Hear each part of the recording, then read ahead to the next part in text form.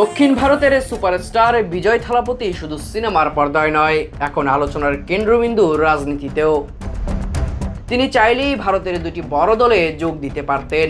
দু দলেই তাকে শীর্ষ পর্যায়ে নেতৃত্ব দিতে চেয়েছিল, কিন্তু বিজয় বেছে নিয়েছে ভিন্ন পথ, বেছে নিয়েছে জনগণের পক্ষ। এই সুপারস্টার বুঝেছিলেন করাপ্টেড দলে যোগ দিলে ক্ষমতা হয়তো পাওয়া যাবে, কিন্তু জনগণের ভালোবাসা পাওয়া যাবে না। তাই নিজেই একটা দল বানিয়েছেন, যেটা ভারতের বর্তমান ক্ষমতাসীন দল বিজেপির বিরুদ্ধে যুদ্ধ ঘোষণা করার পরপরই লক্ষ মানুষের সাড়া পেয়ে দেখিয়ে দিয়েছেন কিভাবে জনগণের শক্তি হয়ে নেতৃত্ব দিতে হয়। আর এটা হলো আসল নেতৃত্ব, যেটা করতে লাগে সাহস। কিন্তু আমাদের দেশের তারকারা এই রাজনীতির পথ পাড়ি দিয়েছে ভিন্নভাবে।